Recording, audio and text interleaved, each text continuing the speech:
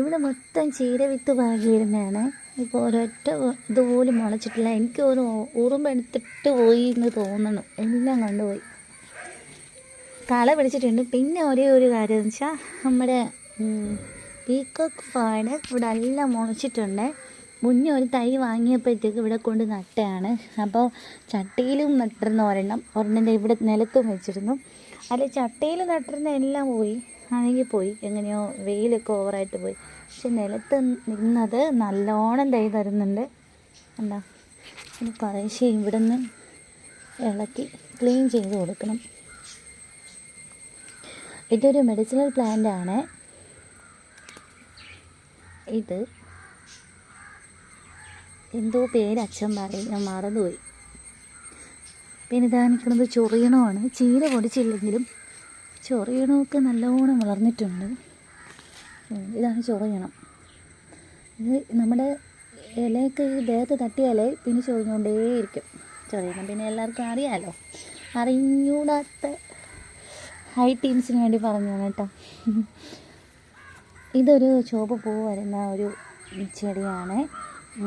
നല്ല ഭംഗിയാണ്. പക്ഷേ ഇപ്പോൾ സംഭവം എന്ന് വെച്ചാൽ വീടിനടുത്തൊക്കെ പൊടിച്ച് നിൽക്കുകയാണ്. ഇതാണ് പൂവ്. നല്ല ഭംഗിയായിട്ട് കുരുകുലിയായിട്ട് വിരിയും. പക്ഷേ ഒരു നെഗറ്റീവ് വശം എന്ന് വെച്ചാൽ ഇത് കാണുന്നിടത്തൊക്കെ കാടായി.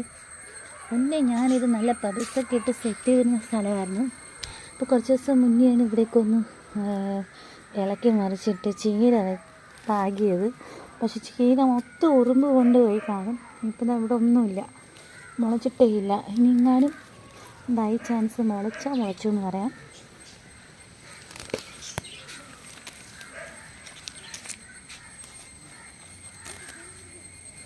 കൈയിടാനും പേടിയാണ്, വല്ല പാമ്പെന്തെങ്കിലും ഉണ്ടോന്ന്.